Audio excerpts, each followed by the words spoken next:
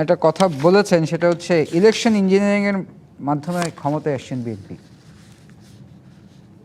আওয়ামী লীগের পথে হাঁটছে বিএনপি, এই কথা দেখলাম স্ক্রলে। তা আওয়ামী লীগের পথে যদি হাঁটে তাহলে তো জামাতের তো প্রকাশ্য রাজনীতি থাকে না। আওয়ামী লীগ যেমন নিষিদ্ধ, জামাতও তো নিষিদ্ধ থাকার কথা। এবং একটা দলকে ফেসিবাদ কখন আমরা শেখ হাসিনাকেও কখন বলতাম, আগে তো বলতাম না, শেষের দিকে বলতাম।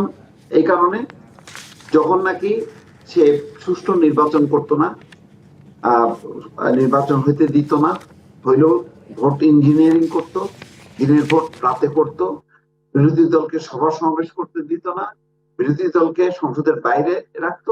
এইগুলি মানে বিচারে কোনো মানে প্রমাণ বা সিমটম তো নেই।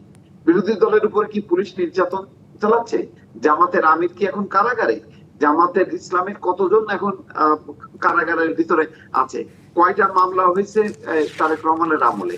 তো একটা তো পরিসংখ্যান লাগবে, সেই পরিসংখ্যান গুলির কোনো কিছুই তো আমি পাচ্ছি না। আমি জানি না মাসুদ কামালের হাতে আছে কিনা এই তথ্যগুলো। যে আমরা একটু মাসুদ কামালের কাছে, মাসুদ কামাল, মির্জা ফখরুল ইসলাম আলমগীর বলেছেন যে আসলে এই দলটি সুস্থ চিন্তা করতে পারে না। না, মির্জা ফখরুল ইসলাম আমাকে আরো কিছু বলছেন, সুস্থ চিন্তা মানে করতে পারে না। আবার উনি কিন্তু ওইটাও বলছেন যে এই দলটাকে মানে নিশ্চিহ্ন করতে হবে, এই ধরনের কথা উনি বলেছেন দেখলাম। তো যাই হোক, এগুলো আসলে না পরিষদ মানি না। এটা তো এটা কোথায় পাইলেন আপনি? সংবিধান সংস্কার পরিষদটা আপনি কোথায় পাইলেন? আর এটা বিএনপি প্রশ্ন। তারা বলতেছে এটা সংবিধানে নাই। তো ওনারা বলতেছে সংবিধানে তো আন্দোলনও ছিল না, সংবিধানে তো বিপ্লবও ছিল না, তো ওগুলোতে আছে। এখন ওইখানে আছে বলে কি সব জায়গায় ওই থ্রিটি খাটবে? সব জায়গায় তো ওই থ্রিটি খাটবে না রে ভাই। আমি একটা ছোট্ট একটা উদাহরণ দিয়ে বুঝাই আপনাকে। আপনি একজন নারীর সঙ্গে হেঁটে হেঁটে যাচ্ছেন, আপনি দেখলেন যে নারীর সামনে একটা বড় গর্ত, সে গর্তে পড়ে যাওয়ার মুহূর্তে তারা আপনার হাত ধরে গর্ত থেকে ফেরালেন, সবাই হাততালি দিল যে বাহ, কত সুন্দর একটা মহিলাকে সে বাঁচালো। এখন এই হাততালি পাইয়া এখন আপনি কোনো সুন্দরী নারী যদি হাত ধরেন তাহলে তবে মার খাবেন। সব জায়গাতে হাত ধরা যাবে না। ওই বাস্তবতা তো বুঝতে হবে যে সামনে গর্তটা আছে কিনা, সময়ের প্রয়োজন কোনটা, এটা বুঝতে হবে। তো ওই আওয়ামী লীগের শাসকদের পতন ঘটানোর জন্য ওই সময় সংবিধান লঙ্ঘন করাটা সময়ের প্রয়োজন ছিল। তার মানে এখন আপনি যা যা ইচ্ছা হবো সেটা করবেন, না বলবেন সময়ের প্রয়োজন, ডক্ট্রিন অফ নেসেসিটি। এই সমস্ত ফালতু কথা বলে ভাই মানুষকে আপনি বুঝ দিতে পারবেন। আর কোথায় কোথায় আন্দোলনের হুঙ্কার দেন, করেন না আন্দোলন, দেখি করেন। ভোট তো পাইছেন কয়টা, সিট তো পাইছেন ৭১টা, আর তারা পাইছেন ২১৩টা। আন্দোলন হয়ে যাবে তাই দুনিয়াটা তো সহজ তাই কিন্তু ভাই, কি বলবেন?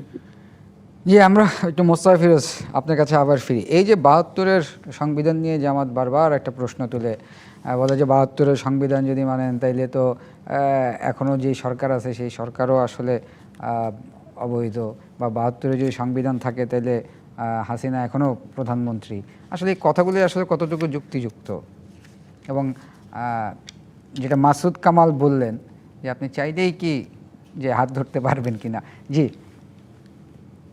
আসলে তারা মানে আমি যেটা বুঝি যে তারা মানে পুরনো সবকিছু মুছে দিয়ে ২৪ থেকে শুরু করতে চায়, যেটাকে বিজয় হিসেবে তারা মনে করে, এবং বিএনপি কে ভিলেন বানাতে চায়।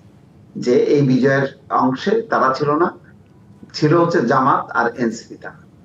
এটা তো বললে হবে না। আপনি এখন মানে কোনো এখানে বলা হচ্ছে এক সরকারের পতন হয়েছে, কিন্তু সংবিধান থেকে গেছে, রাষ্ট্রপতি থেকে গেছে, তারপরে এক নির্বাচনটা এত বিতর্কও হতো না। এই বিতর্কের মূল কারিগর হচ্ছেন ডক্টর মোহাম্মদ ইউনূস। যদি এই অভ্যুত্থানের পরপর ৩ মাসের মধ্যে যদি নির্বাচনটা হয়ে যেত, তাহলে আজকে এই যতগুলো কথাগুলির জন্ম হচ্ছে, এইটা করো, জুলাই সনদ, গণভোট, তারপরে সংবিধান পরিষদ, এই সমস্ত নানান রকম যে কথাবার্তা, এগুলো সব কিন্তু মাটি মাটি হয়ে যেত। এখন দেখেন, আমাদের তো কাছাকাছি একটা ছোটখাটো অভ্যুত্থান হয়েছে নেপালেও। নেপালে কি এই সমস্ত নিয়ে ঘাটাঘাটি আছে? না। নেপালে যেটা হচ্ছে যে অতীতে কি কি মানে যে অলি শর্মা, অলি শর্মা কি কি দুর্নীতি করছে, যারা দুর্নীতিবাজ তাদের বিরুদ্ধে অভিযান হচ্ছে। কিন্তু এই ধরনের নানা রকম মানে জটিলতা সংবিধান নিয়ে, আইন নিয়ে, এই সমস্ত গুলি কিন্তু নেই। কিন্তু আমাদের এই জটিলতাটা তৈরি হয়েছে 18 মাসে নানা ধরনের কমিশন, নানা ধরনের মতলববাজির মধ্য দিয়ে একটা জটিল পরিস্থিতি করে রাজনৈতিক অঙ্গনে একটা বিভেদ তৈরি করা হচ্ছে। এখন বিএনপি বড় দল, তারা মনে করে যে তারা সংসদে আছে, সংসদের মধ্য দিয়ে যা করার হবে। এই জন্য দেখেন আজকে ওই যে জ্বালানি সংকট নিরসনে তারা বিরোধী দলকে নিয়ে 10 সদস্যের একটা কমিটি করছে। তারপরে সংবিধান সংস্কারের ব্যাপারে তারা বলছেন যে সর্বদলীয় কমিটি করা হবে। সংসদকে গুরুত্ব দিয়ে সংসদে যদি কোনো রকম কোনো দাবি দেওয়া থাকে বা বিষয় থাকে, যেখানে যে জুলাই সনদে স্বাক্ষর করছে বিএনপি নিজে, তার নিজেরও 31 দফা আছে। তো একটা দল এত সংখ্যাগরিষ্ঠতা নিয়ে যখন আসলো, সে কি ইউনূসের আমলে যা যা হয়েছে সেগুলি বাস্তবায়ন করবে, নাকি তার নিজের এজেন্ডা গুলি বাস্তবায়নের পথে হাঁটবে? তো সেটা হাঁটতে যে এরা দেখছে যে তাহলে তো আমাদের আর এজেন্ডা কি থাকে, আমাদের তো আর কিছু থাকে না। এই জন্য তারা জুলাই সনদটা সামনে নিয়ে এসে বারবার বলার চেষ্টা করছে যে জুলাই সনদের সাথে বেইমানি করছে বিএনপি, এবং তারা হচ্ছে আবার আওয়ামী লীগের ফ্যাসিবাদের পথে যাচ্ছে। যে যুক্তিগুলি দিচ্ছে, যে বক্তব্যগুলো দিচ্ছে, এইগুলি কোনো মানে বক্তব্যই না, এবং এইগুলি নিয়ে রাজপথে আন্দোলনের মতন কোনো অবস্থাই তৈরি হয়নি, কিন্তু জোর করে দেখা যাচ্ছে আন্দোলনের একটা পরিস্থিতি তৈরি করা হচ্ছে। বিশ্ববিদ্যালয়গুলো দেখেন অশান্ত করা হচ্ছে, এবং অল্প কয়েকজন কিছু উগ্র তরুণের কর্মকাণ্ডের কারণে, এবং তাদের যে ফেসবুক বট আইডি দিয়ে এই যে মোস্তফা ফিরোজ, আমরা বিশ্ববিদ্যালয়ে তো এখন একটু দেয়াল লেখন লিখতে দেখতে পাচ্ছি যে গুপ্ত গুপ্ত গুপ্ত। হ্যাঁ, তো এটা তো বিরোধী পক্ষকে ছাড়বে। বিরোধী পক্ষ তো যারা এই সাদিক কায়েম সহ যারা এখন মানে ডাকসুর নেতৃবৃন্দ, শিবিরের নেতৃবৃন্দ, তারা সবাই হলে অবস্থান করছে। আর যারা হলে অবস্থান করতে পারেনি তারা হলো ছাত্র দল। তো তারা যদি হলে অবস্থান করে এখন মানে শিবির হিসেবে আবির্ভূত হয়, তো এই দুর্বলতাকে কি বিপক্ষের সংগঠন তারা এটা পুঁজি করবে না? এটা তো বলবে। আপনি উত্তর দেন। আপনি যদি গুপ্ত না হয়ে থাকেন তাহলে বলেন যে আমরা গুপ্ত ছিলাম, এই কারণে এটা আমাদের কৌশল ছিল। তো সেটা বলেন, সেটা রাজনৈতিক ভাবে তো আপনারা দাঁড় করাইতে পারেন যে আমরা তখন একটা কৌশলগত অবস্থানে ছিলাম। এখন বলেন যে 17 বছর গুপ্ত ছিল তারেক রহমান। তো তারেক রহমান এমন কোন দিন ছিল যেদিন ভিডিও কনফারেন্স করতো না? মানে তার বক্তব্য প্রচার এখানে নিষিদ্ধ করছে সেটা সরকার। আর তারেক রহমান যদি আসতো তাহলে কি করতো? আজকে ফাঁসি কাছে তাকে ঝুলানো হতো। তো সেটা কি মানে এটা কি বিএনপি করতে দেবে কখনো? বা করলে এটা কি ভালো হতো? কোনো ভালো দৃষ্টান্ত হতো না। তো সেখানে লন্ডনের থেকেও তারেক রহমান তার রাজনৈতিক কার্যক্রম ধারাবাহিক ভাবে চালা গেছে। তো এইটাকে তো গুপ্ত বলার কোনো কারণ নেই। গুপ্ত কোনটা? যেটা আমি অন্য একটা দলের মধ্যে আমি ঢুকে ছিলাম, তো সেইটা তো সত্য। সেই সত্য কথাটা মানে যখন অন্য কেউ বলছে, তো এটা মেনে নিতে অসুবিধা হচ্ছে বোধহয়। যেটা সত্য সেটা সত্য, এটা সবসময় বলবে।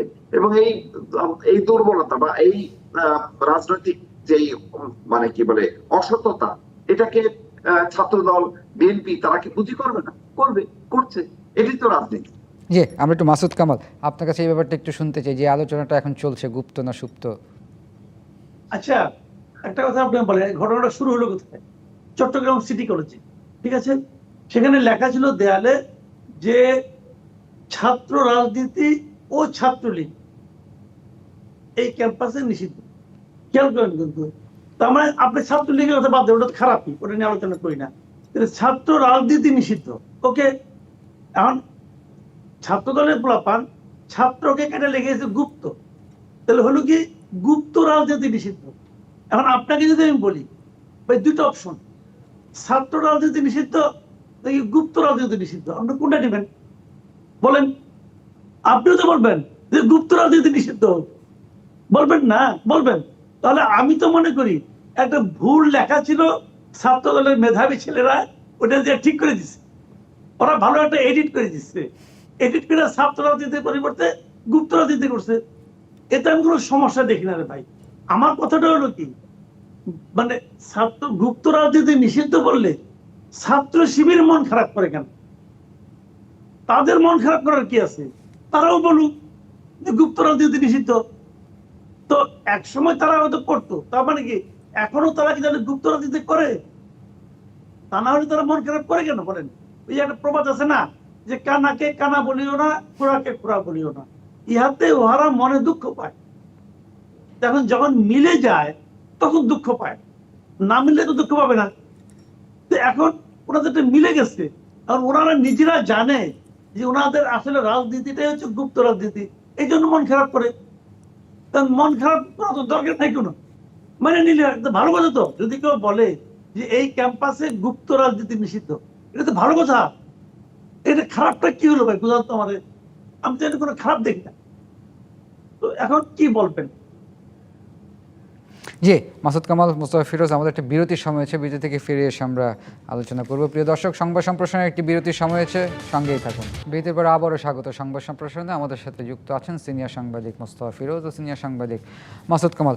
মোস্তফা ফিরোজ, একটি আশঙ্কাজনক কথা হচ্ছে, সেটা হচ্ছে দেশে জঙ্গি নেই, অন্তর্বর্তী সরকারের এই গল্প এখন অসার। নতুন করে হামলার আশঙ্কা দেখছেন এবং পুলিশ সদর থেকে নির্দেশনা দেওয়া হয়েছে যে ছক কষে প্রস্তুতি নিতে। না, নিঃসন্দেহে এটা উদ্বেগজনক। এবং আমি কিছুক্ষণ আগে, সত্যি কথা বলতে কি, এখন জঙ্গি গোষ্ঠী কার সমর্থনে, কার প্রশ্রয়, কি উদ্দেশ্য, এটা এখনো পরিষ্কার না। হয়তো যারা করছে, যদি তারা কখনো গ্রেপ্তার হয় তখন বোঝা যাবে যে এদের আসল উদ্দেশ্য কি। জি, মাসুদ কামাল, এখানে আরো বলা হয়েছে হামলার লক্ষ্যবস্তু তালিকায় রয়েছে জাতীয় সংসদ, পুলিশ ও সামরিক বাহিনীর গুরুত্বপূর্ণ স্থাপনা, উপাসনালয়, বিনোদন কেন্দ্র, অন্যান্য অবকাঠামো। দেখেন, একটা জিনিসকে আমি বলি আপনাকে, যে ওই 2024 যে অগাস্টে, জুলাই আগস্টে যে আন্দোলন, সেই সময় কিন্তু অনেক অস্ত্র কিন্তু আসলে বাইরে চলে গেছে, এবং সেই অস্ত্রের অনেক একটা বড় অংশ উদ্ধার করা সম্ভব হয়নি। তো অস্ত্রগুলি কোথায় গেল? অস্ত্রগুলি তো যারা নিয়েছে তারা নিশ্চয়ই বাড়ির শোকেসে সাজিয়ে রাখার জন্য নেয়নি, তারা সেগুলি সুযোগ মতো ব্যবহার করবে এই লক্ষ্যে নিয়েছে। এখন আমি নিজেও, আমার কাছে মনে হয়েছে যে অন্তর্বর্তীকালীন সরকারের সময় কিন্তু আরেকটা কথা আমরা শুনেছিলাম, যে জাহাজে করে নাকি কোন দেশ থেকে অস্ত্র আসতেছে, এবং সেই ধারণাটাও যে একেবারে গুজব আমার তাও মনে হয় না, কিছু ঘটতেও পারে। এই দেশকে অস্থিতিশীল করার জন্য কেউ না কেউ চেষ্টা করতেই পারে। এখন একটা নির্বাচিত সরকার আমরা পেয়েছি, এখন যদি কেউ, কোনো একটা গ্রুপ যাদের কাছে এরকম অস্ত্র আছে, তারা যদি এই সরকারকে পছন্দ না করে, এটা যদি তাদের প্রত্যাশিত সরকার না হয়, তাহলে তারা তো এই সরকারকে নানাভাবে ডিস্টার্ব করার চেষ্টা করতেই পারে। এবং সেই চেষ্টা যদি এই রকম মানে সন্ত্রাসী কর্মকাণ্ডের মাধ্যমে হয়, সেটা তো তাদের জন্য মনে হয় যে তারা সিরিয়াসলি এটা করতে পারে। কাজেই এখন ওই অস্ত্র উদ্ধারটা হওয়া উচিত ছিল। আমরা কিন্তু অন্তর্বর্তীকালীন সরকারের সময় এরকম অস্ত্র উদ্ধারের জন্য তেমন একটা মানে তাদের তোড়জোড় দেখিনি। তারা বরং খুব ব্যস্ত ছিল যে আওয়ামী লীগের গ্রাম পর্যায়ের কোন কর্মীকে গ্রেপ্তার করে জেলে ঢোকানো যায় এটা নিয়ে। কাজেই ওইটা তারা সময় দিচ্ছে, এদিকে অস্ত্রধারী যারা তারা তাদের ট্রেনিং দিছে। এবং আমি তো মাঝখানে দেখলাম, একটা নিউজ দেখলাম, বোধহয় সম্ভবত কোন একটা পত্রিকা, কালের কণ্ঠে সম্ভবত, যে নরসিংদীতে নাকি ওখানে যে চরাঞ্চল আছে, ওখানে নাকি এরকম একটা গ্রুপ, প্রায় 200 সদস্যের একটা গ্রুপ, তারা নাকি ট্রেনিং দিয়ে মোটামুটি এখন সুসংগঠিত অবস্থা আছে। এখন এগুলির পেছনে কারা আছে বলতে পারবো না, তবে আমি মনে করি এখানে যারাই আছে তারা যদি বিএনপি তাদের প্রত্যাশিত সরকার না হয়, তাহলে তারা কিন্তু মাঠে নামতে পারে। এখন বিএনপি কাদের প্রত্যাশিত নয় এটা খুঁজে দেখতে হবে। এই যে আমি মনে করি এই বিষয়গুলো আসলে বিপজ্জনক, সরকারকে সিরিয়াস হতে হবে এবং সিরিয়াসলি কঠোর হস্তে এগুলো দমন করতে হবে। জি, মোস্তফা ফিরোজ, যেটা মাসুদ কামাল বলছিলেন যে বিএনপি যদি তাদের প্রত্যাশিত সরকার না হয়, তাহলে এই ধরনের আশঙ্কা থাকতেই পারে। না, এটা তো বোঝাই যাচ্ছে, এই তৎপরতা যখন আছে তখন তারা তো সরকার সমর্থিত সরকারকে পছন্দ করে, সেটা তো মনে করো কোনো কারণ নেই। এবং দেখবেন যখনই নাকি রাজনৈতিক পরিস্থিতি ঘোলাটে হওয়ার কোনো পরিস্থিতি তৈরি হয়, তখনই কিন্তু এই জঙ্গি তৎপরতা গুলো বাড়ে, কারণ তখন সরকারের নজর থাকে বা অন্যদিকে রাজপথে থাকে, তখন তারা এই এর সুযোগ নেয় এবং এই পরিস্থিতিটাকে আরো ঘোলাটে করে সরকারকে দুর্বল করার চেষ্টা করে। এবং যেহেতু পুলিশ বাহিনী একটা অপ্রস্তুত পুলিশ বাহিনীকে নিয়ে বিএনপি সরকার চলছে, এখনো পর্যন্ত সেই সংগঠিত হয়নি পুলিশ বাহিনী। সুতরাং এরকম একটা সময় যদি বিএনপিকে আরো কাবু করা যায়, সে কারণে তাদের তৎপরতা। এই সরকারকে পছন্দ করা তো যদি থাকতো ওই গোষ্ঠীগুলো, তাহলে তো তারা আর তৎপর হতো না।